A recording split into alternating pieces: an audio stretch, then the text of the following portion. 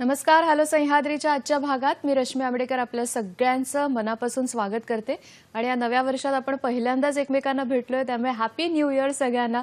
आणि नवीन वर्ष ज्या पद्धतीने आपण ठरवलंय, जसं जावं असं वाटत असेल तसंच ते जावं, ही शुभेच्छा आणि सदिच्छा कार्यक्रमाच्या सुरुवातीलाच व्यक्त करते.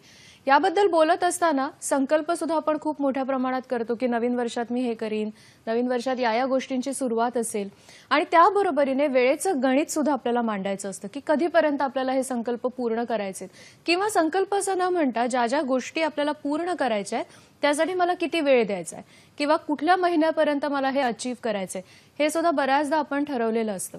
काही जणांना ते सहज जमतं, काही जणांच्या बाबतीत थोडंसं ते गणित मागे पुढे होतं. याचबद्दल बोलणार आहोत. वेळ जी आपल्या हातात असते ती पूर्णतः आपल्या हातात कशी ठेवायची त्याबद्दल आजच्या कार्यक्रमात आपण बोलूया. विषय काय आहे बघूया आजच्या कार्यक्रमाचा.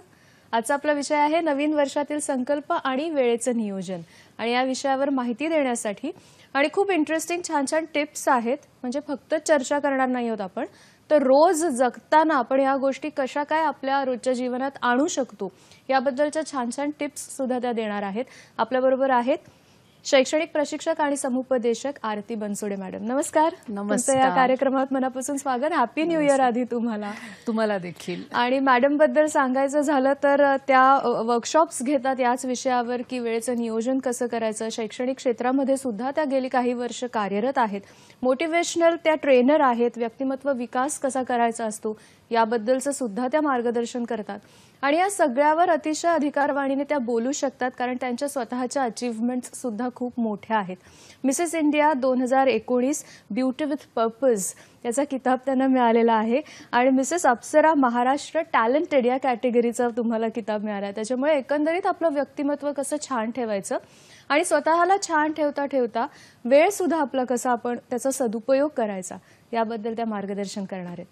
तुमच्या मनात नक्कीच प्रश्न असणार आहेत, जरूर विचारा. त्यासाठी आपले दूरध्वनी क्रमांक 24908050 24988050 022 एसटीडी कोड. जी मंडळी मुंबईच्या बाहेरून फोन कॉल्स करणार आहेत त्यांच्यासाठी आणि मोबाईलच्या माध्यमातून जे बोलणार आहेत त्यांच्यासाठी.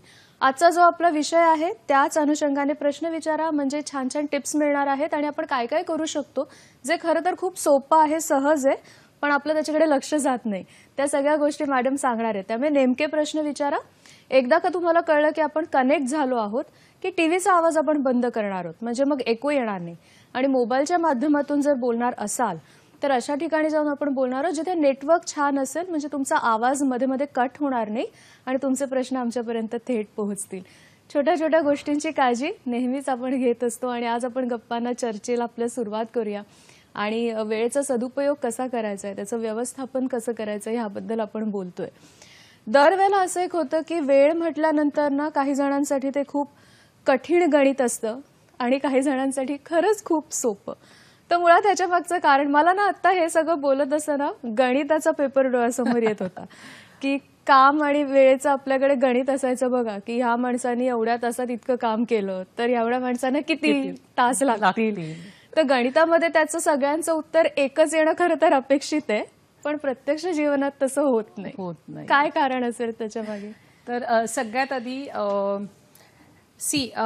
आपल्याला जेव्हा कळतं की आपल्याकडे किती वेळ आहे, पहिली गोष्ट तर हे खूप अनप्रेडिक्टेबल आहे. कोणालाच माहित नसतं की आपल्याकडे किती वेळ आहे.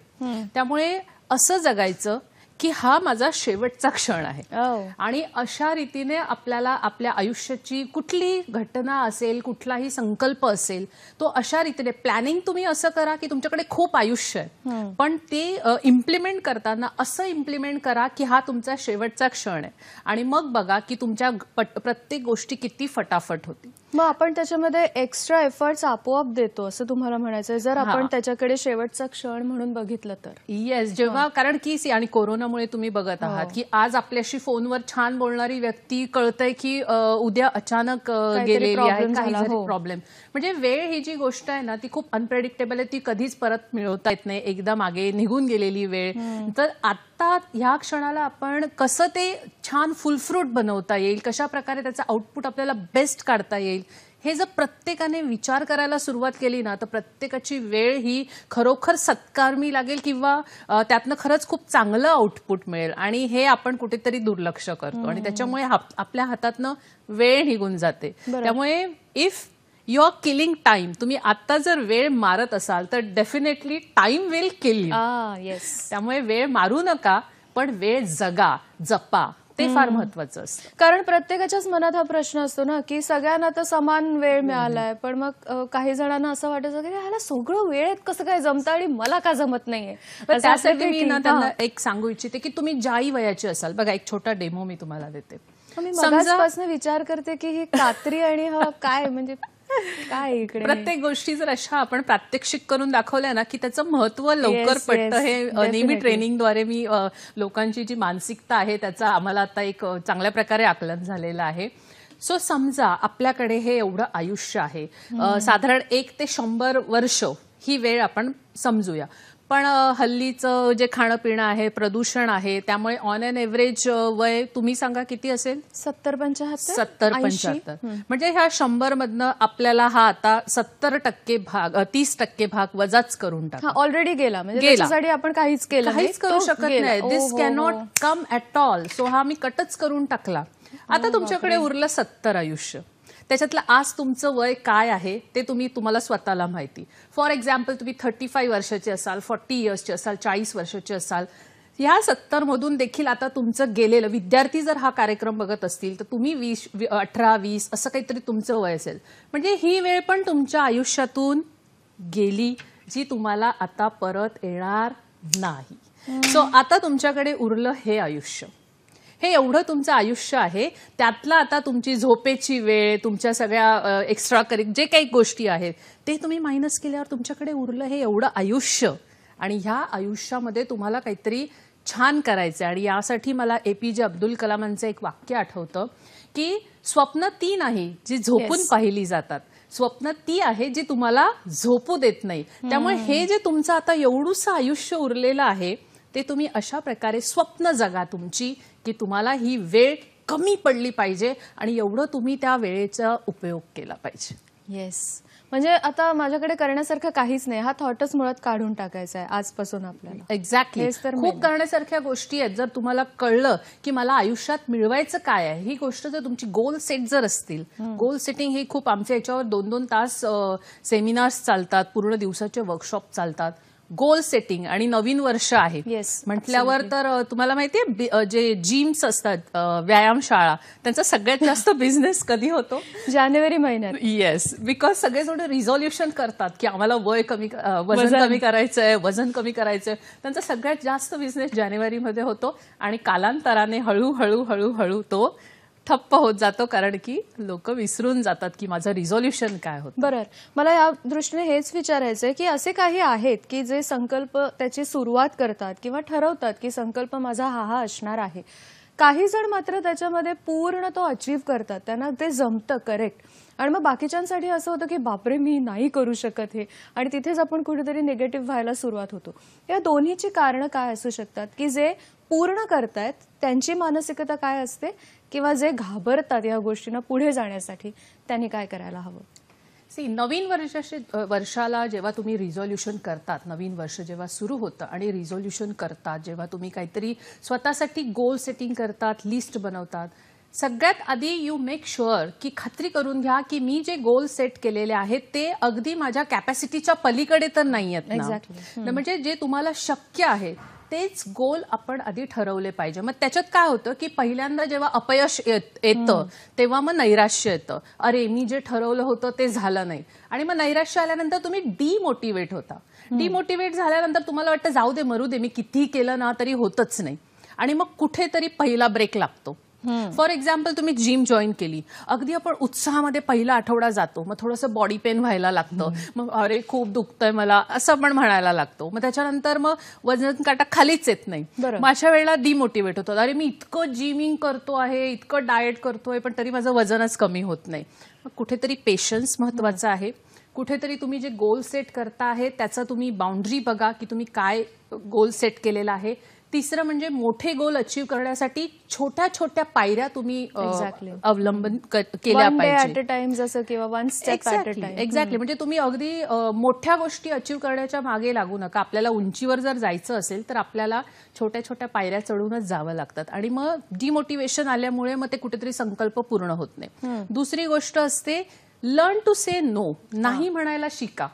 काय होतं, आपण काही गोष्टी सगळ्या किंवा महिला जर हा कार्यक्रम बघत असतील, ज्या हाऊसवाईफ असतील, गृहिणी असतील, आपण स्वतःला ना सुपर वुमन समजतो. मग मी हेही करणार, मी हेही करणार, मी हेही करणार आणि अशामध्ये जी करण्याची ज्या गोष्टी वेळेत व्हायला पाहिजे त्या गोष्टी होत नाहीत आणि मग कुठेतरी ते दुर्लक्ष होतं किंवा महत्वाची गोष्ट राहून जाते. मग हे आपण ठरवायला हवं कुठल्या वेळेला मला कुठलं काम करायचंय, मग ते काम बरोबर पूर्ण होईल. करेक्ट. पण आपण कुठेतरी समजा आपण स्क्रिप्ट लिहितोय, फॉर एक्झाम्पल एखादी स्क्रिप्ट लिहितोय किंवा मी उद्या माझ्या वेबिनारची सेमिनारची तयारी करते आणि मला मैत्रिणीचा फोन कॉल आला. आता जर मला माहिती आहे की ह्या मैत्रिणीचा फोन मी उचलला तर ही अर्धा तास फोन बोलणार. ठेवणार नाही Correct. आणि त्या बोलण्याला काही महत्व नाही किंवा उगाच ते गॉसिप असेल, इकडे सेल किंवा लागला ते आपण थोडं नंतर सुद्धा बोलू शकतो हे आपल्याला माहिती आहे. हां. तर अशा वेळेला आपण तो आयदर मेसेज करून सायलेंट करून आपलं जे मेन काम आहे ते आपण आधी करावं.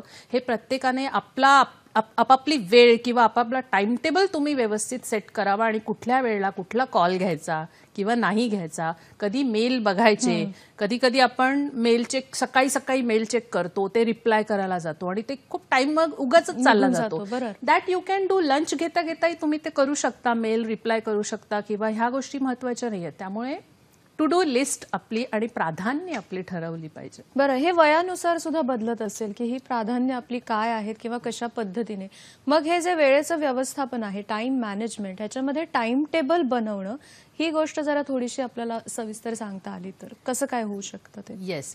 तुम्हाला एक सुंदर टिप मी देते. जर तुम्हाला टाइम टेबल बनवायचं असेल, विद्यार्थी पण असतील, महिला असतील, गृहिणी किंवा तुम्ही कॉर्पोरेटमध्ये जॉब करत असाल, make your time table for 1 hour. एक तासाचा टाइम टेबल बनवा. या एक तासाचा जर तुम्ही टाइम टेबल बनवला तर तुम्हाला एक्झॅक्टली कळेल की माझी वेळ नक्की कुठे वाया जाते. आपण काय करतो, 6 to 8 मॉर्निंग वॉक, जिम, असं ना इलॅबोरेट टाइम टेबल नका बनवू. Be very specific.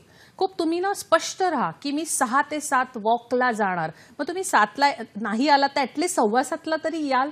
पण मग ते कुठेतरी गणित हलतं. मग आपल्याला असं वाटतं I am running behind my time. माझी वेळ थोडीशी कमी पडते, मागे चालली आहे, मी माझ्या शेड्यूल प्रमाणे थोडा मागे पडलो आणि मग कुठेतरी आपण ते मॅन्युप्युलेट करण्याचा प्रयत्न करून आपले जे टास्क असतात ते पूर्ण होतात आणि आदल्या दिवशी रात्रीच आपण ते सेट करून ठेवायचे की उद्या मला काय करायचंय. मग मे बी तुम्ही विद्यार्थी असाल तर तुम्ही प्लॅन करा की उद्या काय अभ्यास करायचा आहे. गृहिणी असाल तरी प्लॅन करा की उद्या तुमच्या काय काय गोष्टी घरातल्या म्हणा किंवा शॉपिंगच्या म्हणा त्या व्हायला पाहिजे. कॉर्पोरेटमध्ये असाल तरी देखील तुम्ही उद्याचं प्लॅनिंग आज रात्रीच करून घ्या की कुठल्या क्लायंटला भेटायचंय, कुठल्या मीटिंग्स किती वेळ चालणार आहे. हे आदल्या रात्री करून ठेवलं ना, दुसऱ्या दिवशी सकाळपासून दिवस खूप छान जातो. आणि make 1 hour time table. Not असं काहीतरी रॅन्डम नका बनवू, मला इकडे जायचंय. 10 to 11 मी हेच करणार, 11 to 12 मी हेच करणार. आणि म्हणूनच आज अंबानी आहेत, कारण त्यांच्याकडे मिनिटाचा हिशोब आहे. बरोबर. या सगळ्याला सुरुवातीला थोडा वेळ लागेल, आपल्याला थोडं गडबडल्यासारखं होईल, पण मग थोड्या दिवसांनी आपोआप आपण या रुटीनवर स्वतःला जेव्हा सवय होईल तेव्हा ते करायला लागू. ह्याच्यावर आपण बोलूया आधी, पण पहिला फोन घेऊया. डॉक्टर श्रीकृष्ण पाडगावकर आपल्याशी बोलतायत. नमस्कार. बोला. जी. पहिला प्रश्न असा आहे की एक फार छान वाक्य आहे, कासवाची ऊर्जा आणि सशाचा वेग याचे गणित जो जमवतो तोच पहिले तरी गाठतो. शरीराचे जैविक ताल सांभाळलात तर वेळेचा तोल सावराल आणि मिनिटाची काळजी घेतली तर तासाची काळजी आपोआप घेतली जाईल. बर. अशी प्रसिद्ध वाक्य आहेत.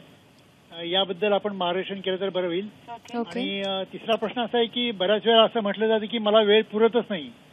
तर वेळ पुरतच नाही याचा खरा अर्थ काय होतो? धन्यवाद. बर. आपण या सगळ्याबद्दल बोलणार आहोतच, पण एका ब्रेकची वेळ झाली. बघत रहा हॅलो सह्याद्री.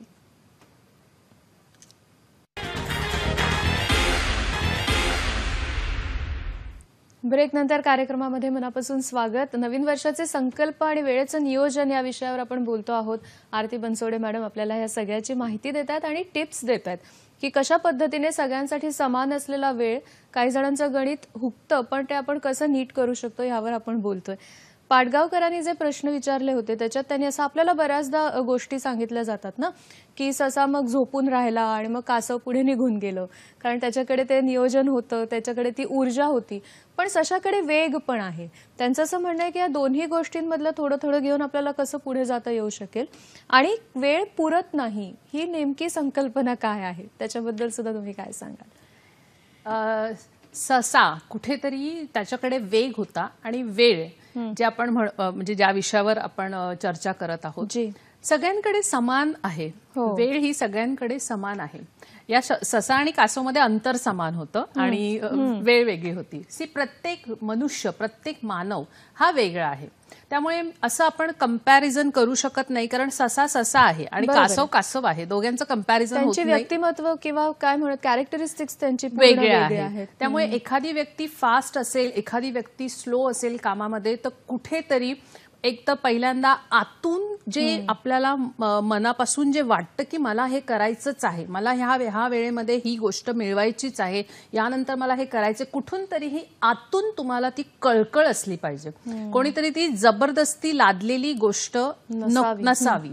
जबरदस्ती लादली की आपल्याला तो कंटाळाच येणार, त्याचं ओझच वाटणार. सो कुठली गोष्ट आतून असेल तर यासाठी मी अन्सार शेखजींचं उदाहरण देईन की अन्सार शेख जे IAS ऑफिसर आहेत, त्यांचं अतिशय बालपण खडतर गेलेलं होतं आणि वयाच्या 4थ्या वर्षी ते वेटरचं काम करत होते आणि काम करता करता तुम्ही युट्यूबवर पण ही स्टोरी सर्च करू शकता. ही रिअल लाईफ इन्सिडन्स आहे. सो कुठून तरी त्यांना आतून कळकळ होती म्हणून इतक्या गरिबीतही त्यांनी शिक्षण घेतलं, काम करता करता शिक्षण घेतलं आणि ते वयाच्या 21व्या वर्षी ग्रॅज्युएट होताच ते सगळ्यात यंगेस्ट IAS ऑफिसर आहे.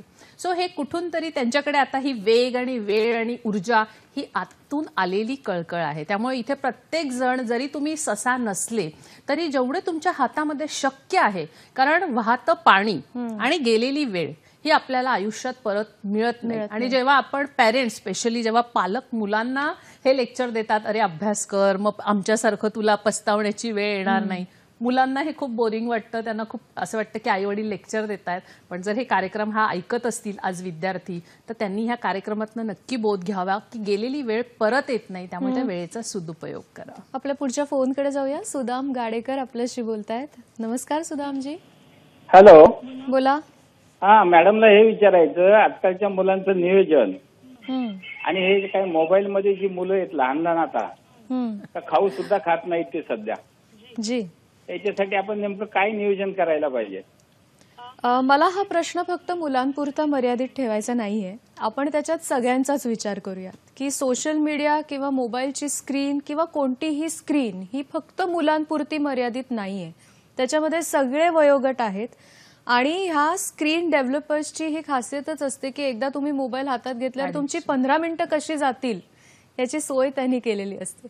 हे आपल्या हातात आहे थांबवणं. आपण काय करू शकतो? खूप खूप धन्यवाद सुदामजी की तुम्ही हा प्रश्न आम्हाला विचारलेला आहे, कारण ही आजच्या काळाची गरज बनलेली आहे. अगदी 1 वर्षाच्या मुलापासून ते 80 वर्षाचे वयोवृद्ध सगळेजण आज मोबाईल स्क्रीन आणि सोशल मीडिया हे याच्यामध्ये इतका वेळ जात आहे की त्यांनाही कळत नाहीये. पहिली गोष्ट तर ही वेळेची डिमांड पण आहे थोडीशी की आपण अपडेट असावं, आपण थोडंसं सोशल मीडियाला म्हणजे काय चाललंय समाजामध्ये बऱ्याच गोष्टी सोशल मीडियाद्वारे आपल्याला कळत असतात. पण कुठेतरी ह्या गोष्टींना निर्बंध घालणं किंवा किती त्याला महत्त्व द्यायचं, किती वेळ त्याच्यावर घालवायची हे फार महत्त्वाचं असतं. आणि सुदामजींनी विचारल्याप्रमाणे की लहान मुलं जेवताना देखील मोबाईल लागतो किंवा आतापासूनच त्यांना मोबाईल ॲडिक्शन होत आहे, तर मला आधी इथे पालकांना प्रश्न विचारायचा आहे की छोटं मूल स्वतःहून दुकानात जाऊन तर मोबाईल आणत नाही. ऍब्सोल्युटली. ह्या मुलाला मोबाईल हातामध्ये दिला कोणी? सो इथून हा प्रश्न आधी उद्भवतो. पूर्वीच्या काळी देखील पालकांनी आपल्याला सांभाळलेलं आहे, आपल्या पिढीला सांभाळलेलं आहे आणि पालकांनी त्यासाठी स्वतः खूप कष्ट घेतलेले आहेत. लोरी ऐकव, गाणं ऐकव, बाहेर थोडंसं फिरायला घेऊन जाणं आणि हे ना असं केलंय. सो कुठेतरी आपणच मुलांना हे गॅजेट्स देत आहोत आणि त्यामध्ये वेळ जातोय.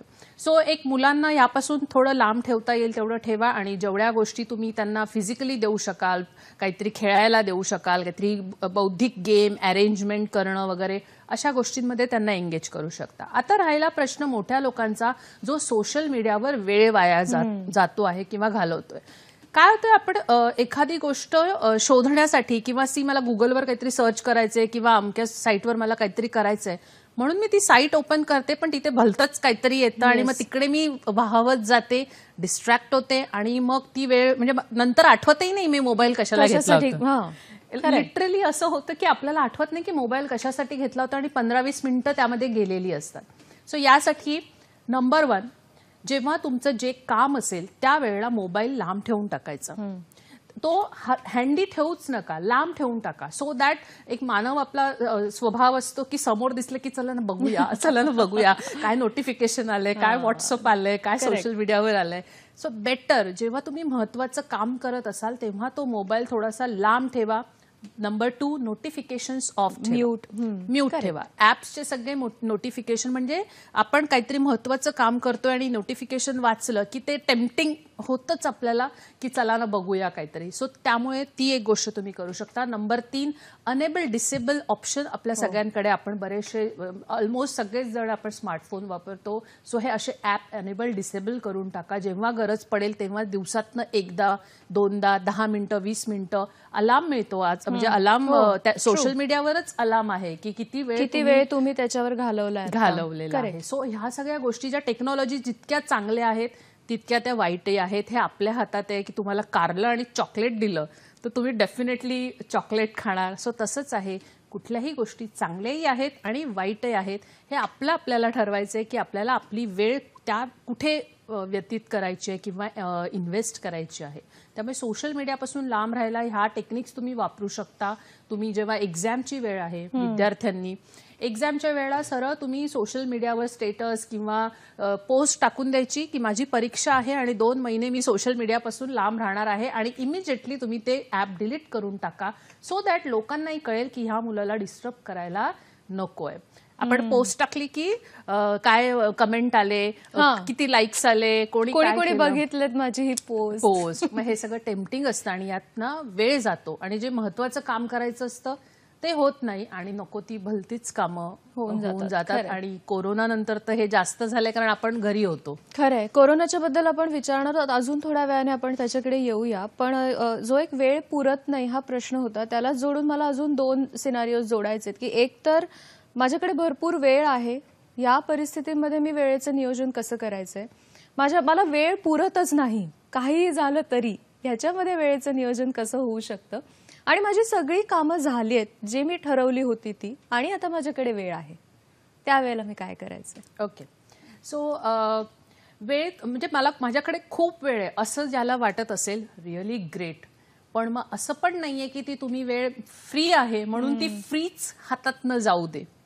यातनं तुम्ही बरंच काही युटिलाइज करू शकता, तुमचे छंद जोपासू शकता, तुम्ही निसर्गाच्या सानिध्यात जाऊ शकता, तुम्ही एखादं सोशल NGO किंवा ऑर्गनायझेशन जॉईन करून तिथे तुम्ही सोशल ऍक्टिव्हिटी करू शकता किंवा पर्यावरणाशी रिलेटेड झाडं जगवा, कारण आता ही गरज आहे. ऍक्च्युली सामाजिक प्रबोधन करणं ही काळाची गरज बनलेली आणि त्यासाठी खूप विषय आहेत, खूप विषय. अगदी कचरा पुन्हा पुनर्वापर करायचं, अनेक गोष्टी आहेत. त्यामुळे तुमच्याकडे वेळ खूप असेल ना तर ती सत्कारणी लावा किंवा टाइम इन्व्हेस्टमेंट फॉरेनमध्ये कन्सेप्ट आहे. आय डोंट नो तुम्ही सगळ्यांनी ऐकली की नाही, पण मी फार पूर्वी एक मेसेज वाचला होता, तो मला आता आठवला, की वेळेची इन्व्हेस्टमेंट करा. इंडियामध्ये हे सुरू झालं तर फार मजा येईल. ज्यांच्याकडे फ्री वेळ आहे ना त्यांनी खरोखर वेळेची इन्व्हेस्टमेंट कशी करायची की ज्या वयस्कर वयोवृद्ध किंवा जे ओल्ड एज होममध्ये आहेत त्या लोकांना जाऊन तिथे तुमच्याकडे जितका फ्री वेळ आहे ना तिथे जाऊन त्यांची सेवा करायची, मदत करायची, ती तुमच्या अकाउंटमध्ये लिहिली जाईल. आणि जेवढी मदत तुम्ही तिथे किंवा जेवढा वेळ तुम्ही तिथे घालवलेला आहे ती तुमच्या अकाउंटमध्ये लिहिल्यानंतर जेव्हा तुम्हाला गरज पडेल त्यावेळेला कोणीतरी येऊन ती परतफेड करेन. So that is time investment. So ज्यांच्याकडे खूप वेळ आहे तुम्ही अशी काहीतरी नवीन संकल्पना, भन्नाट संकल्पना भारतामध्ये आणा, त्याचं स्वागतच होईल बऱ्यापैकी. ज्यांना वेळ पुरत नाही त्यांनी एकदा इंट्रोस्पेक्ट करा, आत्मपरीक्षण करा की माझा नक्की वेळ कुठे जातोय. आत्मपरीक्षण हे सगळ्यात महत्वाचं आहे की शांतपणे तुम्ही बसा. तुम्ही सकाळी उठल्यापासून ते झोपेपर्यंत काय काय गोष्टी करत आहात आणि एक्झॅक्ट कुठे वेळ जातो. आणि मी जे मगाशी म्हणाली एक तासाचं टाइम टेबल, एक तासाचं तुम्ही टाइम टेबल बनवा आणि बघा, तुम्हाला कळेल की तुमची वेळ नक्की कुठे जातोय. आणि learn the technique ABCDE. This is a time saving technique. याला आपण वेळ वाचवण्याची एक पद्धत म्हणू शकतो. A म्हणजे अति इम्पॉर्टंट वर्क, B म्हणजे थोडेसे कमी इम्पॉर्टंट वर्क, C म्हणजे जे तुम्हाला इम्पॉर्टंट नाहीच आहे ते तुम्ही म्हणजे नाही केलं तरी चालणार आहे असे वर्क. D म्हणजे डेलिगेट आणि E म्हणजे तुम्ही असाइन करा. त्याला शब्द आहे लक्षात येत नाही पण ABCDE. सो डेलिगेट करा तुम्ही, eliminate, E for eliminate. So ती एलिमिनेटच करून टाका, काढूनच टाका. सो डेलिगेट करा म्हणजे दुसरं कोणी करू शकत असेल तर ते दुसऱ्याला द्या, तुम्ही सगळं अंगावर घेऊ नका. Learn to say no. मी सुरुवातीलाच म्हटले वी आर नॉट मशीन. म्हणजे सल्ला हवा असेल तर आपण देऊ शकतो, पण ते काम जर दुसरं कोणी करू शकत असेल तर त्याला द्यायला काहीच हरकत हे अडॉप्ट करायला तुम्ही शिका. आणि हे कोणी करू शकतं, स्टुडंट्स, कॉर्पोरेट्स, हाऊसवाईफ, कोणी करा. Learn to use the technique ABCDE. आपण ह्याच्याबद्दल परत बोलूया कारण ही टेक्निक्स खूप महत्वाची ठरतात आपल्याला. रवींद्र कुडाळकरांचा फोन घेऊया आणि मग त्याच्याकडे आपण येऊया की सगळी कामं छान झालेत पण वेळेचं काय करायचं. नमस्कार, जळगाववरून बोलतोय. बोला. माझा प्रश्न असा आहे की घरी किंवा कार्यालयामध्ये काम करताना धावत्या जीवनशैलीमध्ये कामांची संख्या आणि वेळ याचे नियोजन करताना धांदल गडबड होऊ शकते. कधी कधी एकमेकांमधला संवाद, कामाची जबाबदारी याबद्दल गैरसमज झाल्यामुळे गोंधळ वाढत जातो, चाओस वाढत जातो.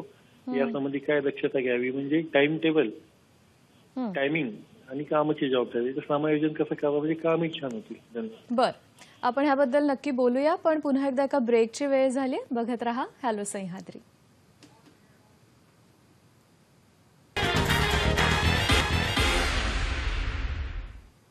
ब्रेकनंतर कार्यक्रमामध्ये स्वागत. वेळेचं नियोजन, नव्या वर्षाचे संकल्प या सगळ्या विषयावर आपण बोलतो आहोत. आरती बनसोडे मॅडम आपल्याबरोबर आहेत.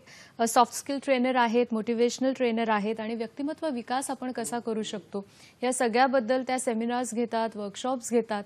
आणि आज आपण वेळेबद्दल बोलत असताना वेळ अत्यंत महत्वाची गोष्ट आहे. आणि रवींद्र कुडाळकर यांनी जे विचारलं, काळ काम वेगाचं गणित जे प्रत्यक्ष जीवनात आपलं सुटत नाही, थोडासा तसाच प्रश्न होता की मग कामाच्या इतकं आपण त्याच्यात गुंतून जातो की आजूबाजूचा सगळा गोंधळ, मग नीट संवाद साधला जात नाही, गोंधळाचं वातावरण, गैरसमज होऊ शकतात, त्यातून करू शकतो. कामामध्ये आपण इतके गुंततो म्हणजे कुठेतरी मला वाटतंय की काम आणि वैयक्तिक काम, प्रोफेशनल काम. सो प्रोफेशनल काम करताना जसं रवींद्रजी म्हणाले की गैरसमज होऊ शकतो किंवा संभाषण होत नाही किंवा कामामुळे आपण वेळ देऊ शकत नाही एखाद्याला आणि त्यातनं गैरसमज निर्माण होतात. तर रवींद्रजी, कुठेतरी जेव्हा आपण काम करत असतो आणि त्यात पूर्णपणे गुंतलेलो असतो, पण नो डाऊट काम हे महत्वाचं आहेच. आणि जर जेव्हा प्रेशरमध्ये आपण काम करत असतो, एखाद्या गोष्टीचं टार्गेट असतं जे आपल्याला अचीव्ह करायचं असतं, अशा वेळेला मग बोलणं होत नाही आणि समोरच्याला वाटतं हा मला अवॉइड करतोय किंवा मला हा वेळ देत नाही. पण ॲज सून ॲज पहिली गोष्ट तर यामध्ये मी म्हणेन की तुमचा आणि ती जी कोणी समोरची व्यक्ती आहे, कलिग असेल किंवा तुमच्या वाईफ असतील किंवा कोणी असेल, पहिली गोष्ट तर तुमच्यामध्ये तेवढं अंडरस्टँडिंग असलं पाहिजे की तुम्ही जेव्हा कामात असाल ती काम तुमची प्रायोरिटी आहे आणि कामातनं जसे तुम्ही फ्री व्हाल हा समोरच्या व्यक्तीला विश्वास पाहिजे की ते मला फोन करतील.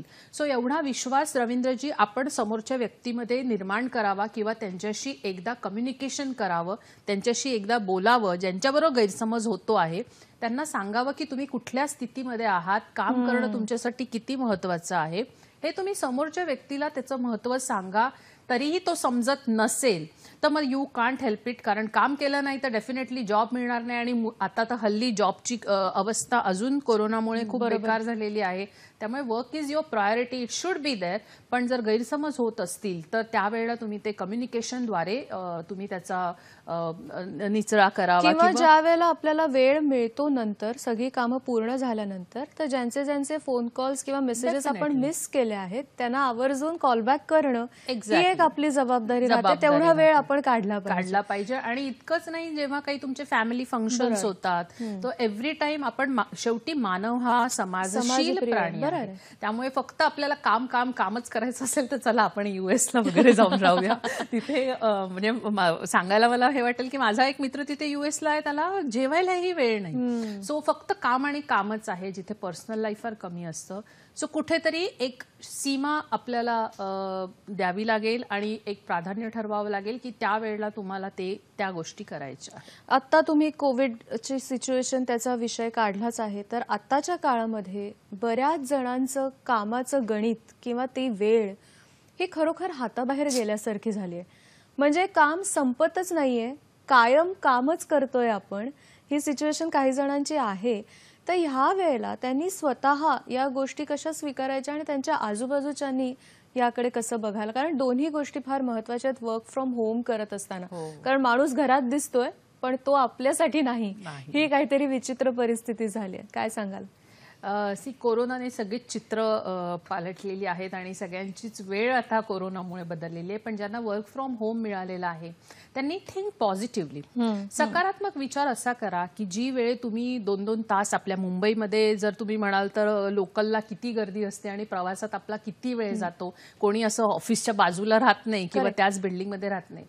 सकारात्मक विचार तुम्ही असा करा की तुमच्या प्रवासाची वेळ कमी झालेली आहे. सो तुमचा सकाळचा 1.5-2 तास प्रवासाचा आणि संध्याकाळचा 1.5-2 तास प्रवासाचा, म्हणजे कमीत कमी 3 तास प्रत्येकाचा एफर्ट्स आणि टाइम, म्हणजे तुमचं जाण्या येण्याची वेळही वाचलेली आहे आणि तुमचं कष्टही वाचलेले आहे. हे 3 तास तुमच्या आता हातात आहे. दुसरी गोष्ट म्हणजे जेव्हा तुम्ही लंच ब्रेक व्हायचा किंवा ऑफिसमध्ये टी ब्रेक, स्नॅक्स ब्रेक, तर आपण अर्धा पाऊण तास आपला तो एक्झॅक्टली. सो आपण तो लांबवायचा असतो, ते कुठेतरी 2 तास, म्हणजे कमीत कमी 4-5 तासाचं काम आपल्या सध्या हातात आहे.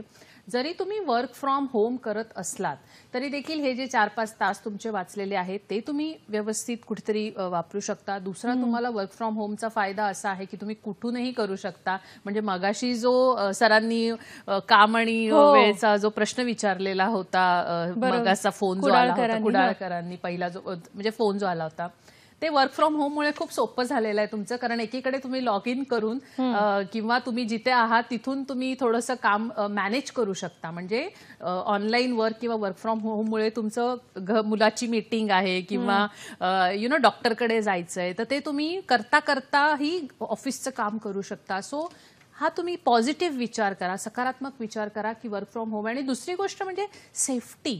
तुम्ही ऑफिसला जाऊन कुठेतरी कॅरियर बनण्याचे चान्सेस जास्त आहेत.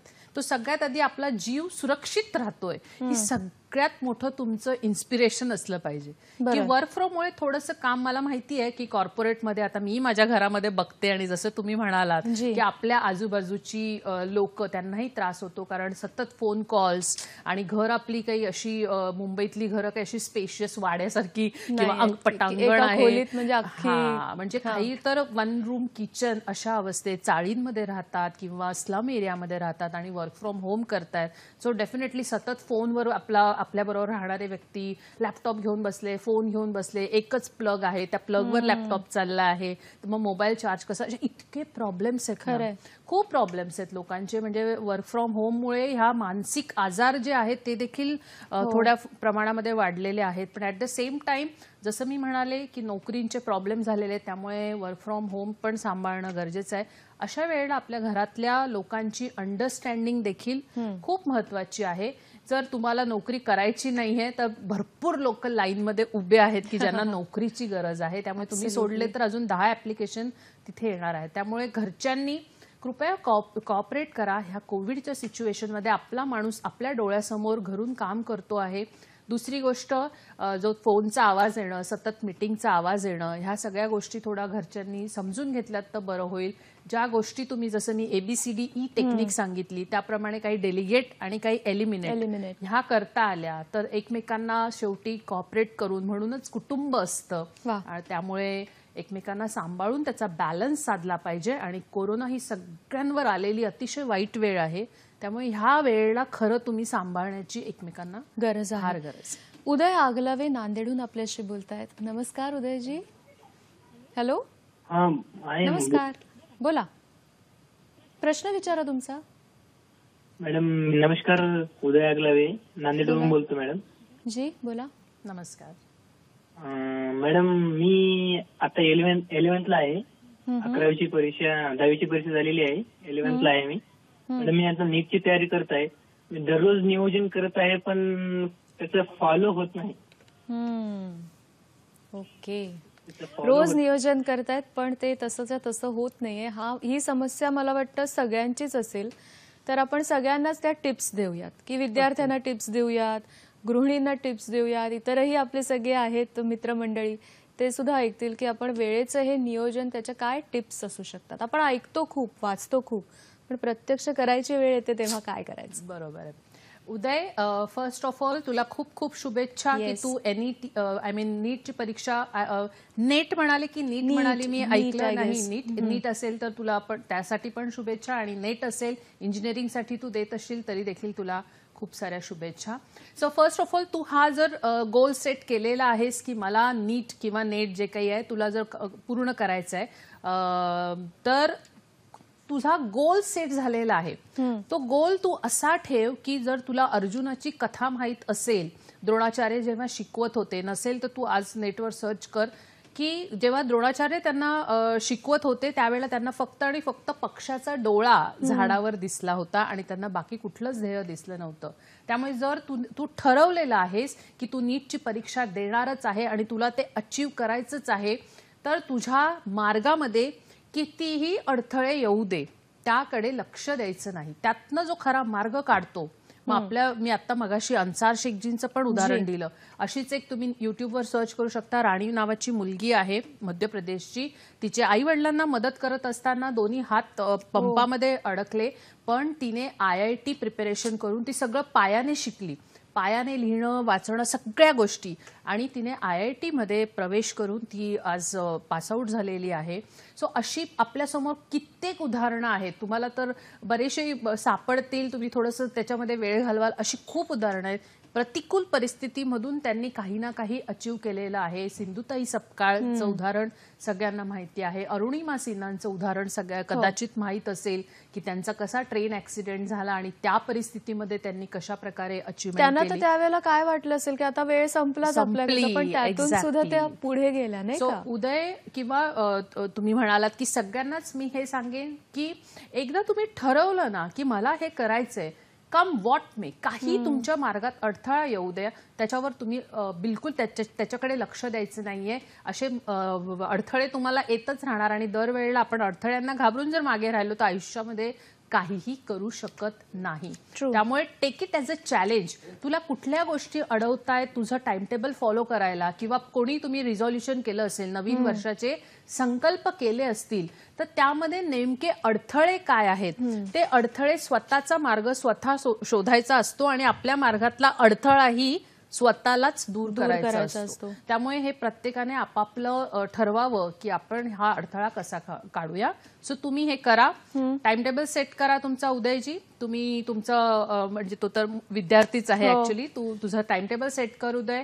त्यात काय तुझे अडथळे येत आहेत त्यांना जस्ट तू एलिमिनेट करून टाक. पोमोडोरो टेक्निक एक आहे जी विद्यार्थ्यांसाठी खूप चांगली आहे वेळेच्या नियोजनासाठी. उदय, ती पण अप्लाय करू शकतोस, किंवा इतर जे कोणी तुम्ही कार्यक्रम ऐकत आहात, पोमोडोरो टेक्निक अभ्यासाची मुलांना तुम्ही सांगू शकता की ज्यांचं अभ्यासात लक्ष लागत नाही, किंवा इव्हन आपण गृहिणी की मोबाईलवर गेलो, टाइमपास केला आणि त्याच्यामध्ये ना वेळ निघून जाते. बरोबर. काय करायचं, पोमोडोरो टेक्निकमध्ये तुम्ही 30 मिनिटाचा अलार्म सेट करायचा. मे बी मोबाईलवर करा, मे बी तुम्ही तुमच्या छोटी घड्याळ असेल त्याच्यावर करा. मुलं असतील म्हणजे विद्यार्थी तर don't use mobile. I suggest तुम्ही छोटंसं अलार्म क्लॉक छोटंसं आणून ठेवा. मोबाईल तुम्ही सरेंडर करा तुमच्या पालकांकडे, म्हणजे मग तुम्ही डिस्ट्रॅक्टच होणार नाही. देऊन टाका आई वडिलांना की मला 2 तास आई मोबाईल देऊ नकोस, हा तू तुझ्याकडे घे, मी कितीही मागितलं तरी देऊ नको. याच्याने ऍडिक्शन पण सुटायला मुलांची मदत होते. पण हे मुलांनी स्वतःहून ती कळकळ आतून ती तुम्हाला असली पाहिजे. सोशल मीडिया डिलीट करणं अँड ऑल. सो ही पोमोडोरो टेक्निकमध्ये तुम्ही 30 मिनिटाचा अलार्म लावा, 25 मिनिटं तो टास्कला तुम्ही द्यायची आहेत. की सपोज तुम्ही स्वयंपाक करत असाल तर तुम्ही मी फोनवर बोलणार नाहीये किंवा मी काहीही कोणाचं काही अटेंड करणार नाही, किंवा तुम्ही विद्यार्थी असाल तर हा धडा किंवा हा प्रश्न हा मला ह्या 25 मिनिटात पूर्णच करायचा आहे, किंवा गणित मला इतकी सोडवायचीच आहे. 25 मिनिटानंतर तो अलार्म वाजला तर मग 5 मिनिटाचा तुम्ही ब्रेक घ्या आणि स्वतः तुम्ही हॅप्पी आहात का, की तुम्ही तो अचीव्ह केला का. नसेल तर मग ब्रेकही घ्यायची गरज नाहीये. तो टार्गेट होईपर्यंत तुम्ही उठायचंच नाही. आणि अर्ध्या तासाचा टार्गेट लावलं ना की टास्क लवकर होतो. त्यामुळे ही टेक्निक तुम्ही वापरून बघा. अर्ध्या तासाचं तुम्ही टार्गेट सेट करून अलार्म लावा आणि तो तुमचा टास्क होतोय की नाही ते तुम्ही स्वतःवर वॉच ठेवा. मला नेहमी हेच असं आवडतं की कोणीतरी आपल्याला प्रेशर देण्यापेक्षा आणि मागे लागून सांगण्यापेक्षा आपणच आपल्यासाठी टार्गेट ठेवायचं. आणि ह्या सगळ्या टेक्निक मी स्वतः वापरत गेलेली आहे जेव्हा मी विद्यार्थिनी होती, किंवा आत्ताही मी वापरते. जसं तुम्ही मला म्हणालात की मी हे सगळं कसं काय मॅनेज करते. सो ह्याच गोष्टी आहे की प्राधान्य कधी द्यायचं, कधी कुठलं काम करायचं, मल्टीटास्किंग कसं करता येईल, की एका वेळेमध्ये 2 गोष्टी कशा मला पूर्ण करता येईल. सो असं केलं तर नक्की त्याचा फायदा होतो. आपण ह्यानंतर आता ब्रेक घेणार आहोत आणि ब्रेकच्या नंतर जेव्हा आपण भेटू तेव्हा वेळेचा सदुपयोग नेमका आपण कसा करू शकतो, क्वालिटी टाइम ज्याला ही संकल्पना सगळीकडे जी वापरली जाते ते नेमकं काय आहे त्याबद्दल सुद्धा सविस्तर बोलूया. पण एका ब्रेकची वेळ झाली. बघत रहा हॅलो सह्याद्री. ब्रेकनंतर कार्यक्रमामध्ये स्वागत. आज आपण वेळेचा सदुपयोग कसा करायचा, वेळेचं नियोजन कसं करायचं, संकल्प पूर्ण करत असताना आणि इन जनरलच आयुष्यामध्ये त्याबद्दल बोलतो आहोत. आणि आरती बनसोडे मॅडम आपल्याबरोबर आहेत. या सगळ्याबद्दलची माहिती आणि मार्गदर्शन त्या करतात आणि खूप सुंदर पद्धतीने आपोआपच हे आपण व्यक्तिमत्व विकासाकडे जातो नाही का. जेव्हा वेळ आपल्या हातात पूर्ण आपण कसा त्याचा उपयोग करतो हे त्याच्याशी जोडलंच आहे. वेळेचा सदुपयोग ही एक संकल्पना अनेक वर्षांपासून आहे आणि ती तशीच राहणार आहे. आणि क्वालिटी टाइम या 2 गोष्टी खूप महत्त्वाच्या आहेत. त्याच्याबद्दल तुम्ही काय सांगाल? वेळेचा सदुपयोग यावर मला आता एक जस्ट खूप सुंदर स्टोरी सुचली आहे. बरं. कदाचित तुम्ही लोकांनी ती ऐकली असेल. आपल्या बालपणी स्टोरी असायच्या खूप. आपण हल्लीची मुलं वाचन करत नाही, वाचनाला वेळ देत नाही. आपण लहानपणी खूप सारं वाचन करायचो, ही पालकांची नेहमी तक्रार असते. तर मी ही एक लहानपणी माझ्या वाचलेली होती, पण ती आज सांगावी ह्या वेळेच्या सदुपयोगावर. एक व्यापारी असतो आणि त्याला त्याच्या मुलीचं लग्न लावायचं असतं. यासाठी 3 भावंड, एकाच घरातली 3 भावंड त्यांचा तो विचार करत असतो की जे माझ्या लेकीलाही सांभाळतील, मला व्यापारालाही मदत करतील, अशा प्रकारे त्यांचं इंटेन्शन असतं. पण त्यांना निवडता येत नाही की 3 मुलांमधला मी नक्की वर जावई म्हणून कुठला निवडू माझ्या मुलीसाठी. ते एक युक्ती करतात आणि 5 किलो धान्य म्हणजे गहू तांदूळ असं काहीतरी धान्य ते त्या 3 मुलांना 5-5 किलो देतात आणि त्यांना सांगतात की हे ठेवा, मी 1 वर्षांनी येऊन घेऊन जाईन. आणि 1 वर्ष ते येत नाही, 1 वर्षानंतर ते येतात. सगळ्यात मोठ्या मुलाने तो सांगतो की ते धान्य मी सांभाळून ठेवलं होतं, परंतु ते कीड वगैरे लागेल म्हणून मग मी ते विकून टाकलं आणि हे घ्या त्याचे पैसे. तर व्यापारी म्हणतो अरे वा, छान छान, म्हणजे तू त्याचा खराब व्हायच्या आधी मला पैसे दिले. दुसरा मुलगा तो थोडासा असा सत्कार्य करणारा वगैरे, सत्कर्म वगैरे करणारा असतो. तो म्हणतो की काका तुम्ही जे धान्य दिलं होतं ते खराब झालं असतं, मी काही काळ ते सांभाळलं, परंतु मग नंतर मी ते गरिबांमध्ये वाटून टाकलं आणि त्याचं तुम्हाला खूप आशीर्वाद आणि पुण्य मिळालं. सो तुम्ही त्यांच्या आशीर्वादावर तुम्ही छान राहाल वगैरे, निरोगी राहाल अँड ऑल. ते असे तो फिलॉसॉफिकल गप्पा मारतो. 3ऱ्या वराकडे जेव्हा जातात तेव्हा त्याला ते विचारतात की मी तुला 5 किलो धान्य दिलं, त्याचं तू काय केलं? तर तो म्हणतो की मी त्या 5 किलो धान्याचं असं केलं, ते पडून पडून खराब होऊ नये म्हणून भाड्याने एक जमीन भाड्याने मी शेत विकत घेतलं आणि तुम्ही दिलेल्या धान्याची मी पेरणी केली आणि ती पेरणी करून मला त्याचे 25 पोती आल्या. मी ते भाड्याचे पैसेही परत दिले आणि काही पोती मी घरासाठी ठेवल्यात, तुम्हाला पण मी आता 2 देणार आहेत आणि प्लस मला अजून पुढचं व्यापार करण्यासाठी, पुढच्या धान्याची शेती करण्यासाठी माझ्याकडे आता अमाप पैसे आलेले आहेत. तेव्हा व्यापारी ठरवतो की माझ्या मुलीचं लग्न मी ह्या मुलाबरोबर करणार आहे. सो मित्रांनो, आपल्याला 24 तास प्रत्येकाला आहेत, प्रत्येकाला. असं कोणीच नाहीये की ज्याला जास्त तास मिळालेत आणि म्हणून तो आज टॉपवर पोहोचलेला आहे आणि एकदम सक्सेसफुल बिझनेसमॅन वगैरे झालेला आहे, असं काही नाहीये.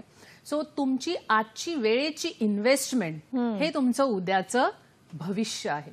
त्यामुळे वेळेचा सदुपयोग कसा करायचा हे त्या तिसरा मुलगा होता त्याप्रमाणे आपल्याला हे पूर्ण विचार करायचा आहे. मी मगाशी तुम्हाला दोरी दाखवली की आपल्याकडे आता आयुष्य उरलेलं आहे. ह्या आयुष्याचं इंटू 24 तास दिवसाचे तुम्ही केलेत तर ह्याचा वापर आता आपल्याला करून आयुष्यामध्ये आलोच आहे तर काहीतरी भन्नाट करून जाऊया. हा जर आपण काहीतरी गोल सेट केला ना की त्याचा बरोबर सदुपयोग होईल. आणि हे प्रत्येकाने आपापल्या स्वतः ठरवायचं असतं की तुम्हाला जायचं कुठे आहे, तुमचं डेस्टिनेशन काय. नक्की त्याचा सदुपयोग होईल. तुमचे छंद जोपासण्यामध्ये करा आणि सोशल वर्क जसं मी म्हणाले त्यामध्ये करा. तुम्ही क्वालिटी टाइमचा प्रश्न विचारला. सो ही आजच्या काळाची ऍक्च्युअली नितांत गरज आहे, क्वालिटी टाइम. जिथे आपल्या एखादा प्रिय व्यक्ती, मग कोणी असेल, पालक आणि मुलं असतील किंवा नवरा बायको असतील, सो ही नात्यांमध्ये क्वालिटी टाइम संकल्पना आणि वर्क फ्रॉम होम जे आता कोविडमुळे आलेलं आहे, जे तुम्ही मगाशी मला म्हणालात की आपल्या आजूबाजूच्या लोकांनाही ऍडजस्ट करताना त्रास होतोय, तो ह्या क्वालिटी टाइम थोडासा कामाअभावी, थोडासा वेळेअभावी किंवा प्रायोरिटी अभावी हा मिसिंग होत आहे. ज्यामध्ये सोबत तर आहोत आपण, फिजिकली आपण सोबत आहोत, पण आपण पूर्णपणे समोरच्याला ती वेळ देत नाहीये. सो कुठेतरी आपण एक क्वालिटी टाइम आपल्या जीवाभावांच्या व्यक्तींना देणं ही खरंच गरजेचं असतं. त्याच्याने नात्याला एक नवीन उभारणी येतो किंवा ऊर्जा येते किंवा एक पालवी फुटते म्हणतो. सो असा वेळ प्रत्येकाने आपल्या आयुष्यात काढा की तुमच्या जी नजदीकची प्रिय व्यक्ती आहे तिला थोडं फिरायला घेऊन जाणं, थोडं चहा एकत्र प्या, काही हरकत नाही. ऑफिस सुरू व्हायच्या आधी बाल्कनीत बसून दोघांनी एकत्र चहा पिला तरी दिवसभर ते खूप छान चालेल. किंवा झोपायच्या आधी तुमच्या पाल्याशी, मुलांशी छान कुरवाळून त्यांना 10 मिनिटं झोप येईपर्यंत त्यांच्या जवळ बसून कुरवाळत राहणं किंवा दिवसभराच्या गप्पा मारणं, that is also quality time. So असा क्वालिटी टाइम प्रत्येकाने आपल्या आयुष्यामध्ये काढला पाहिजे, दुसऱ्यांसाठी आणि स्वतःसाठी. बरं, स्वतःसाठी वरून एक विचारायचं आहे की रोज जगत असताना आपण स्वतःसाठी वेळ देणं हे किती गरजेचं आहे. हे विचारण्यामागचं कारण असं आहे की जर आपण कोणाला सांगायला गेलो की अगं स्वतःसाठी जरा वेळ काढ, 5 तर 5 मिनिटं, पण पूर्णतः स्वतःसाठी, तर काही काही व्यक्तींना हे पटत नाही. त्यांना ही संकल्पना खूप फॉरेन वाटते. त्यांना असं वाटतं की हे काय आहे स्वतःसाठी, आम्ही असं कधी केलं नाही आयुष्यामध्ये, आमचं काही अडलं नाही. पण हे किती महत्वाचं आहे. स्वतःसाठी वेळ देणं. सूर्य कितीही प्रखर असला तरी त्याला देखील रात्र ही हवीच असते विश्रांतीसाठी. वा. सो असंच आपलं आयुष्य आहे. तुम्हाला धावायचंच आहे आयुष्यामध्ये. जर तुम्ही श्वासच घेतला नाही, जर तुम्ही स्वतःसाठी वेळच दिला नाही तर तुम्ही कुठेतरी थकून जाल आणि त्यावेळेला तुम्ही इतके थकाल की नंतर तुमच्याकडे त्या गोष्टी करायला ऊर्जाही नसेल आणि वेळही नसेल. बरोबर. त्यामुळे आता तुम्ही जे आहात, मगाशी मी जसं म्हणाले की असं जगा की हा आपला शेवटचा क्षण आहे. कारण मला माहित नाही हा कार्यक्रम झाल्यानंतर देखील पुढे काय होईल, मी असेल किंवा म्हणजे हे this is a fact. Be very practical. आणि सध्या काहीच सांगता येत नाही. त्यामुळे स्वतःला वेळ द्या. आणि असं जेव्हा तुम्ही मरणाच्या शय्येवर असाल तेव्हा मनामध्ये असं वाटलं नाही पाहिजे की अरे ही गोष्ट माझी करायची राहून गेली. सो हे वाटायला नको. म्हणून तुम्हाला ज्या ज्या गोष्टी करायची इच्छा आहे, करू वाटतात, गृहिणी असाल तरी देखील, तुम्ही कॉर्पोरेटमध्ये असाल तरी, कोणी असेल, त्या करण्यासाठी वेळ स्वतःला देणं गरजेचं आहे. अगदी तुम्ही आंघोळ करताना शॉवर लावून तुम्ही मोठ्याने गाणी ऐका, that is also time for your self. It's your on time. किंवा तुम्हाला एक छान असं वाटतंय की मला आता काहीच नकोय, मला 2 तास शांत झोपायचंय, जस्ट मोबाईल बाजूला ठेवा. काही तुम्ही ते ठेवल्याने काही मोठं वादळ येणार नाहीये किंवा गोष्टी थांबून राहणार नाहीये. Take a pause. आयुष्यामध्ये पॉज घेणं, स्वतःला वेळ देणं, स्वतःला ती एनर्जी पुन्हा रिजनरेट करणं. बरोबर. हे स्वतःला वेळ दिल्यानंतर, स्वतःच्या आवडीनिवडी जपल्यानंतर हे स्वतःमध्ये एक नवीन ऊर्जा येते to face the challenges face करण्यासाठी, नवीन उमेद जगण्यासाठी स्वतःला वेळ देणं, स्वतःसाठी वेळ काढणं. Absolutely. मग मे बी शॉपिंग, कोणाकोणाला शॉपिंगने नवीन ऊर्जा येते की आज मला मस्त वाटतंय.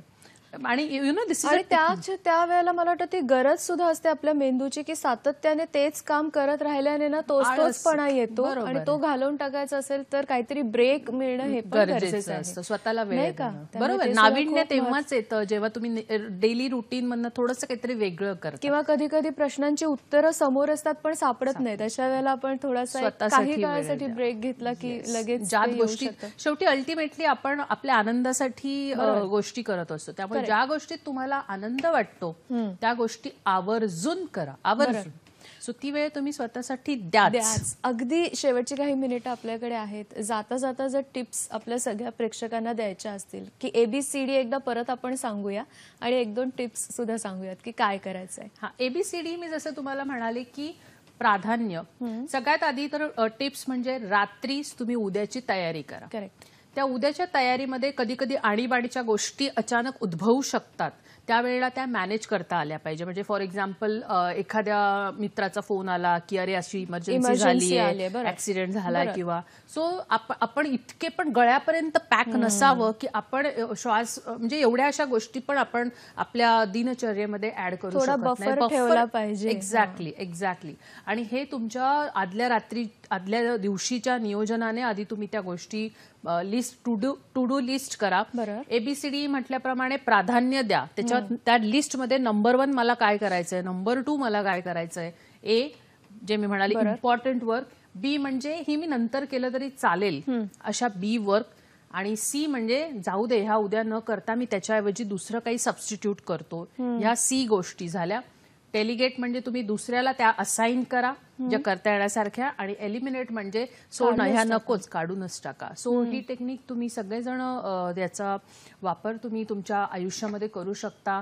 तुम्ही वेळ देणं, समोरच्याला किती महत्व द्यायचं, कोणाला किती कुठे थांबवायचं, कोणी आपला जास्त वेळ खातोय तर ते कशा स्मार्टली तो कॉल एंड करायचा, की नंतर करते किंवा अरे काही अर्जंट होतं का. एखाद्या वेळेला तुम्ही फोन उचलला नाही तर गैरसमज होता. अशा वेळेला तुम्ही फोन उचलायला किती वेळ लागतोय. फोन उचलून फक्त तुम्ही जरी म्हणालात की मी जरा मीटिंगमध्ये 2 मिनिटात तुला कॉल करतो, तरी हे जे मगाशी एक फोन कॉल होता की गैरसमज होता, तरी ते गैरसमज होणार नाही की समोरच्याला कळणार की बाबा ही व्यक्ती बिझी आहे किंवा व्हॉट. सो ही टिप तुम्ही अप्लाय करू शकता. जी मी विद्यार्थ्यांना सांगितली त्या गोष्टी तुम्ही टाइम सेव्हिंगच्या करू शकता. कारण आयुष्य हे परत मिळणार नाहीये. त्यामुळे हे जे मिळालेलं आहे ते सत्कर्मी लावावं, एवढंच मी प्रेक्षकांना सांगेल. आणि गृहिणींना सांगेल, तुमच्याकडे जर भरपूर वेळ असेल तर स्वतःच्या पायावर उभं राहायला शिका, स्वावलंबी बना, तुमच्या छंदातनं व्यवसाय सुरू करा, आणि मग तुम्ही बघा तुमचा वेळ तुम्हाला कसा जाईल आणि कसा तुम्ही आनंदी राहाल, आतून आनंदी राहाल. कळणार सुद्धा नाही. ऍब्सोल्युटली हीच परफेक्ट वेळ आहे आता कार्यक्रमात थांबायची. खरं तर या विषयावर आपण छान बोलू शकतो आणि आज आपल्या प्रेक्षकांना हेही जाणवलं असेल की वेळ कसा गेला कळलंच नाही.